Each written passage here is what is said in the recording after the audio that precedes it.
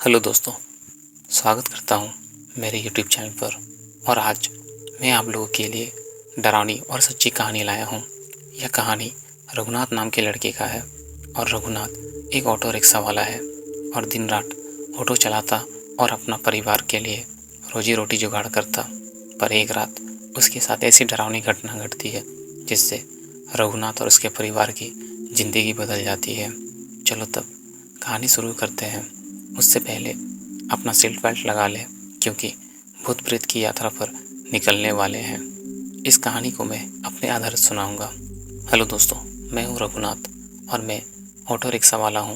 पहले मैं दूसरे के ऑटो भाड़े में चलाता था, पर अब ईएमआई में एक ऑटो लिया हूं और दिन रात ऑटो चला के अपने परिवार का पेट भरता हूं और ईएमआई भी देता।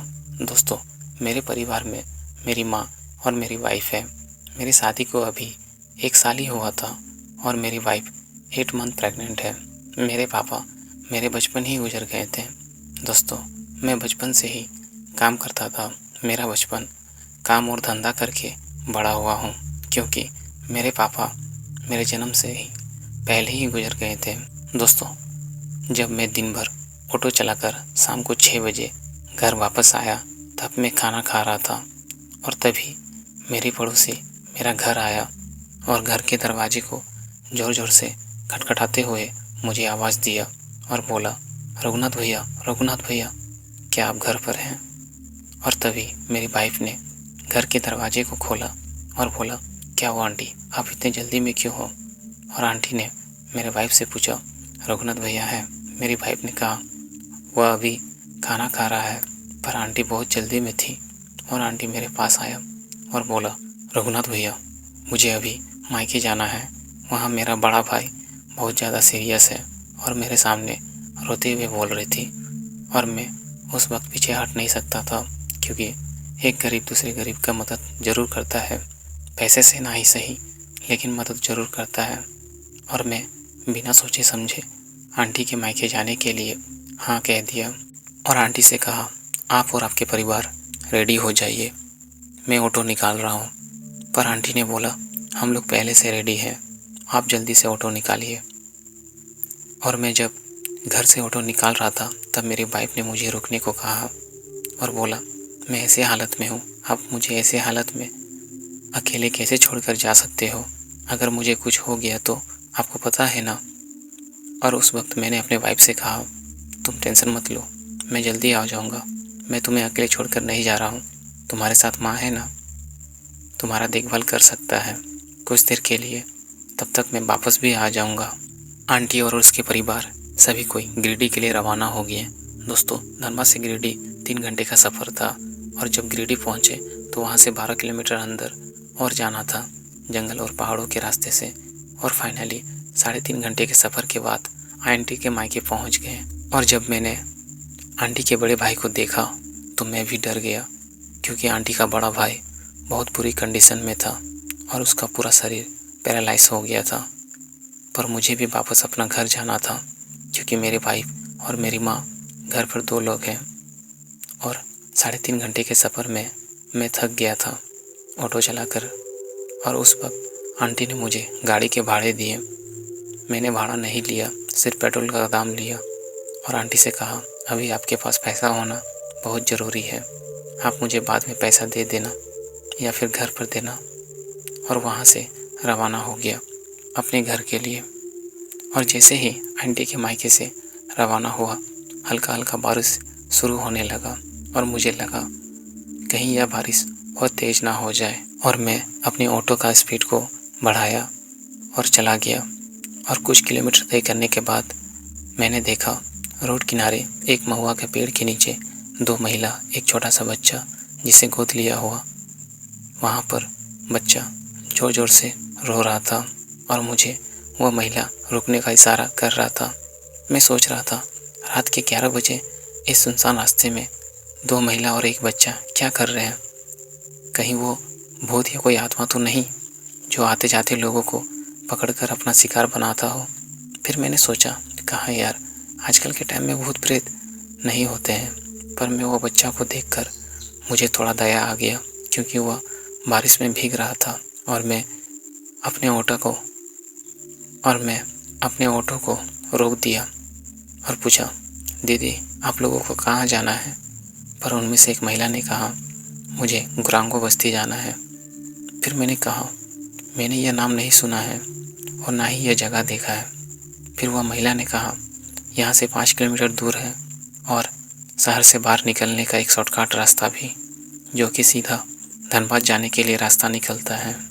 मैंने कुछ देर सोचा और उन लोगों को ले जाने के लिए मान गया, पर मुझे रास्ता नहीं पता था। पर वो महिला कहता कि आप चलिए, मैं रास्ता आपको बताता जाऊंगा। मुझे भी तो घर जल्दी जाना था, इसलिए मान गया और हम लोग दूसरे रूट से जाने लगे। और ऐसे ही कुछ किलोमीटर तय करने के बाद मैंने मेन रोड किनारे एक नोटिस बोर्ड देखा जिसमें गुरांगो बस्ती लिखा हुआ था और उस रूट के रास्ते भी उबड़-खाबड़ और कच्चा रास्ता था। और अचानक से बारिश भी रुक गया था और कुछ दूर जाने के बाद मुझे डीजे बजने की आवाज़ सुनाई दे रहा था। ऐसा लग रहा था जैसे किसी की बारात निकल रहा हो। पर इस सावन के महीने में शादी ब्याह कैसे हो सकता है, मैंने अपने मन में सोचा। और ऐसे ही आगे चलते गए और जब गुरांगो बस्ती पहुँचे तो मैंने देखा कि वहाँ के गांव के लोग किसी देवी का विसर्जन के लिए ले जा रहे हैं। तब मुझे याद आया, कुछ दिन पहले ही तो मनसा माई का पूजा था, जो कि आज विसर्जन के लिए लोग ले जा रहे हैं। पर यहाँ थोड़ा लेट से विसर्जन हो रहा है। हमारे वहाँ कुछ दिन पहले ही विसर्जन हो गया। अब मुझे पता चला कि मनसा माई का पूजा पूरे 1 महीना होते हैं, सब जगह अलग अलग डेट पर।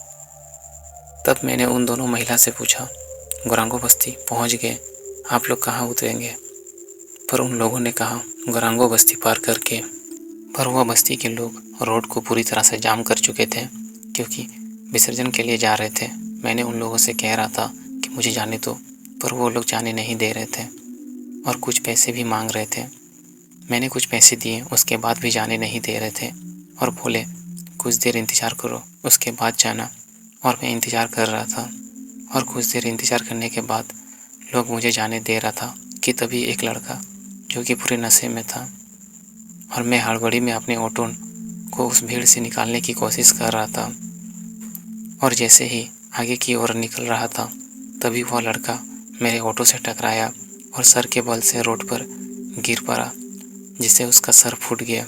और यह देखते हुए गांव के लोग मुझे ऑटो से निकाल कर मारने लगे और इतने मारे कि मेरा भी सर फोड़ दिया। और वो लोग ढेर सारे थे और मैं अकेला। और जो लोग मेरे ऑटो पे बैठे हुए थे वो लोग वहाँ से भाग चुके थे क्योंकि वो लोग भी इसी बस्ती के थे। और 10 लोगों ने मिलकर मुझे बहुत मारा। उन लोगों से कह रहा था, भैया मुझे मत मारो, मेरे वाइफ और मेरी माँ है सिर्फ इस दुनिया में, भैया मुझे छोड़ दो।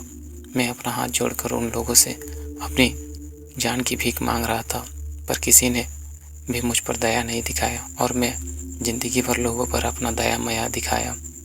और मुझे मारने से पहले उन लोगों को कुछ एहसास भी नहीं हुआ कि इस दुनिया में दया माया नाम का कोई चीज़ भी होता है। और मुझे एहसास भी हुआ और वो लोग मुझे बेरहमी से मार रहे थे। वहाँ थे तो बहुत सारे लोग, पर मदद करने वाला कोई नहीं। सब मेरी जान लेना ही चाहते थे और मेरी जान ही ले लिए। मेरी आखिरी सांस और आखिरी बार उस देवी को देखते हुए मैंने कहा, हे देवी माँ मुझे बचा लीजिए, मेरी जान चली गई। एक बुजुर्ग व्यक्ति जब बचाने के लिए आया तो उसने देखा मेरा जान जा चुका था। वह बुजुर्ग व्यक्ति सब लोगों को बुरा भला बोलकर सबको डांटा और मारने लगा और बोला, तुम्हें जान नहीं लेना चाहिए। और वह बुजुर्ग व्यक्ति उस गांव का मुखिया था और इस लाश को कहीं पर ठिकाना लगा दो ताकि अगले दिन तक किसी को कोई सबूत ना मिले। मेरे ऑटो को खदान में फेंक दिया और मुझे ज़मीन में दफना दिया ताकि किसी को कुछ भी सबूत ना मिले। और ऐसा ही हुआ। गुरांगो बस्ती एक नक्सली एरिया था जो कि आते जाते लोगों को उसे लिफ्ट मांगने के बहाने अपना शिकार बनाते थे और उन लोगों से सारा सामान लूट लिया करते थे। या तो लोगों को लूट कर छोड़ देते थे या तो फिर उन लोगों को मार देते थे चंद पैसों के लिए। पर मैं ये चीज़ समझ नहीं सका, इन चीज़ों से मैं अनजान था और मैं भी शिकार बन गया था। गुरांगो बस्ती में पुलिस भी जाने से डरते थे क्योंकि वह एक नक्सली एरिया था। मेरे परिवार 1 हफ्ते तक परेशान थे और पुलिस स्टेशन में लापता का भी रिपोर्ट किया, पर पुलिस को किसी तरह का कोई सबूत नहीं मिला और ना ही उस आंटी को जिसे मैं उसके मायके पहुंचा दिया था। सब लोग इस चीज़ से वाकिफ़ थे कि आखिर गया तो कहाँ गया। किसी को भी मेरे बारे में किसी को कुछ भी सबूत नहीं मिला और सब लोग मेरे बारे में गलत अच्छा हर तरह की सोचने लगे। मेरे घर वाले भी और मेरे वाइफ को पता था कि उनके साथ ज़रूर कुछ बुरा हुआ है, पर वह क्या कर सकते थे, उसके पास कुछ नहीं था। और मेरे घर वाले हार मान गए क्योंकि मैं गरीब था ना, इसलिए कोई सबूत नहीं मिला। ऐसे ही 1 महीने के बाद मेरी वाइफ ने मेरा डॉटर को जन्म दिया। मेरा घर का रोजी रोटी बहुत मुश्किल से चलता था। माँ आप दूसरे के घर में दाई का काम करने लगे और अपना एक दिन मेरी वाइफ अपने बच्चे के साथ घर पर खेल रहा था कि तभी उसने सुना घर का बर्तन अपने से ही गिर रहा है और ऐसा लग रहा है जैसे कोई बर्तन से खेल रहा हो। और जब मेरा वाइफ किचन गया तो देखा वहाँ कुछ नहीं था और ऐसे ही घर में हलचल होने लगा। कभी बर्तन गिरता, कभी कपड़ा गिरता और ऐसे ही कुछ ना कुछ सुनाई देता घर पर, और ये सब घर से मेरा रूह निकल रहा था। अक्सर ऐसा होता है और कभी कभी घर की खिड़की और दरवाजे अपने आप खुलती और बंद होती। मेरी वाइफ इससे बहुत डर गई थी और सोच में पड़ी थी कि आखिर ऐसा क्यों हो रहा है। मेरी वाइफ और मेरी माँ दोनों डर चुके थे कि आखिर ऐसा क्यों हो रहा है।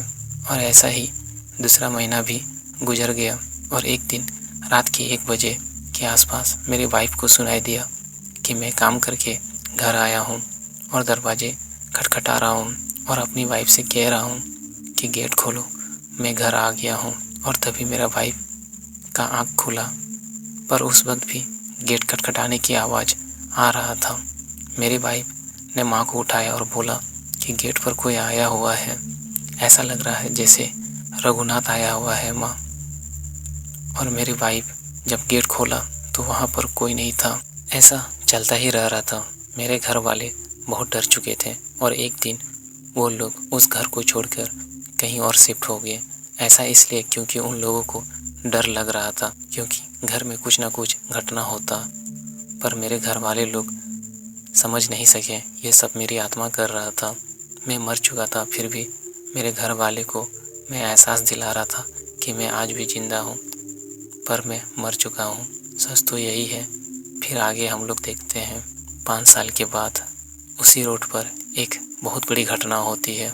5 साल के बाद उस गोरंगो बस्ती में उत्सव की तैयारी कर रहे थे, क्योंकि मनसा माई का पूजा था और उस गांव के लोग मनसा माई का पूजा पूरी धूमधाम से मनाते हैं।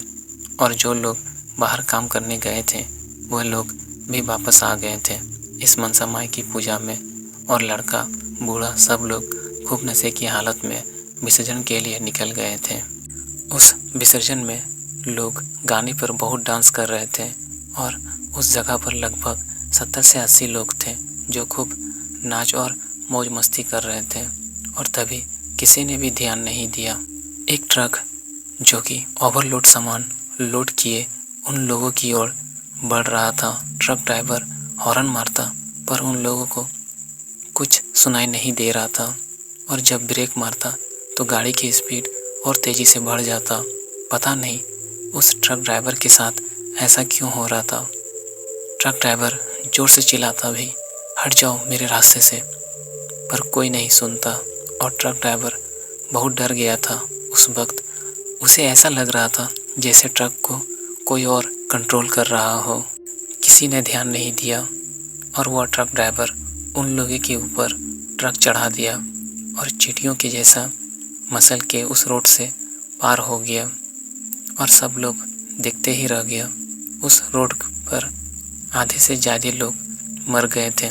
किसी का टांग कट गया, किसी का सर नहीं था, और वहाँ के लोग चिल्लाने लगे, जिससे पूरे बस्ती के लोग उठ पड़ा।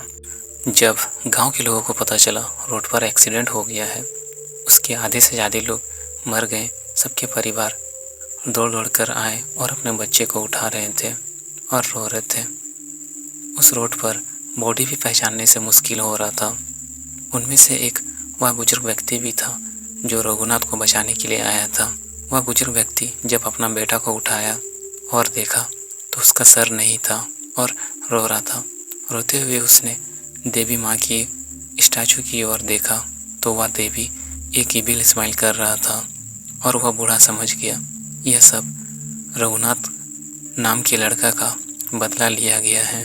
ट्रक ड्राइवर भी अपना जान बचाकर भाग गया और एक सुरक्षित जगह चला गया और वह ट्रक ड्राइवर अपने दोस्तों को बता रहा था मेरे साथ इस तरह का घटना हुआ और ट्रक के चक्के भी खून से लसपस थे।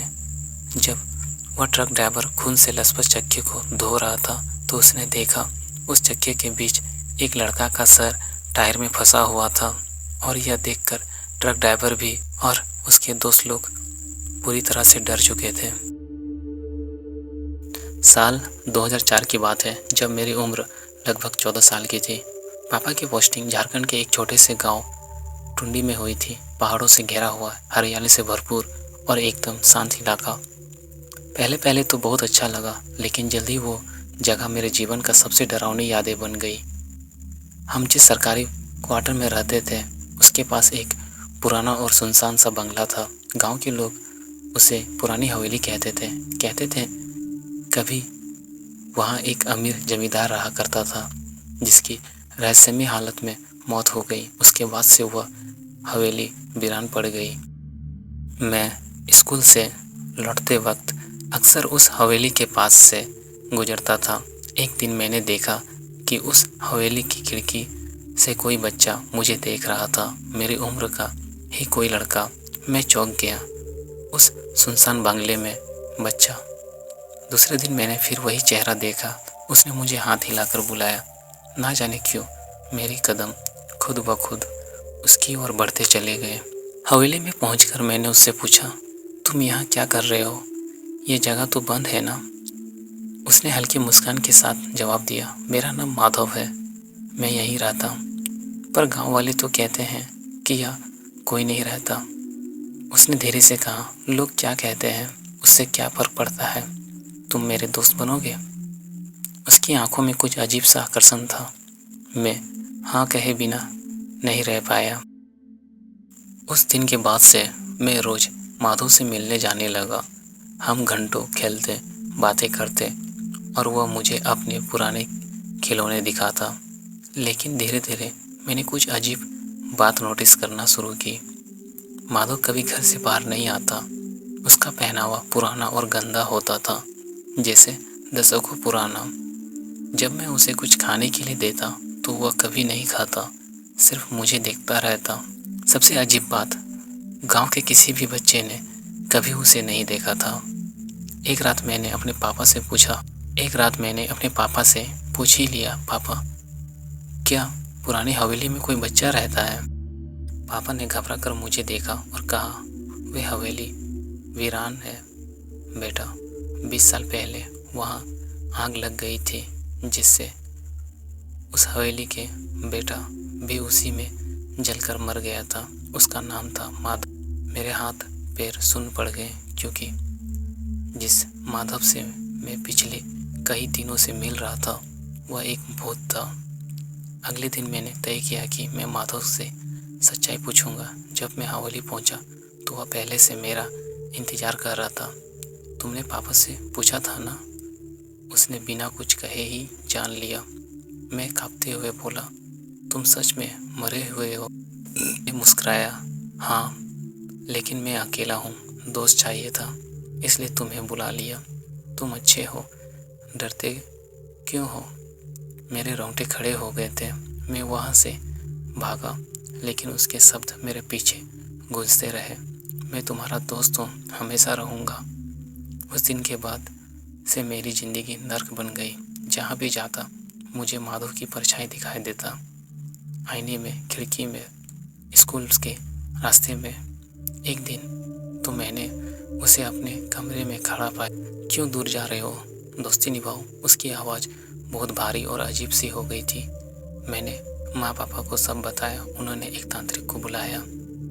तांत्रिक ने आते ही कहा, यह आत्मा बहुत पुराने समय से बंधी हुई है। इसने इस लड़के को अपना मध्यम बना लिया है। पूजा शुरू हुई, पूरा घर धुएं और मंत्रों से भर गया। अचानक मेरे शरीर में कँपकँपी शुरू हो गई, मेरी आंखें पलट गई और मेरी जुबान से किसी और की आवाज़ निकली, यह मेरा दोस्त है, कोई इसे मुझसे नहीं छीन सकता। यह मेरा दोस्त है, कोई इसे मुझसे नहीं छीन सकता।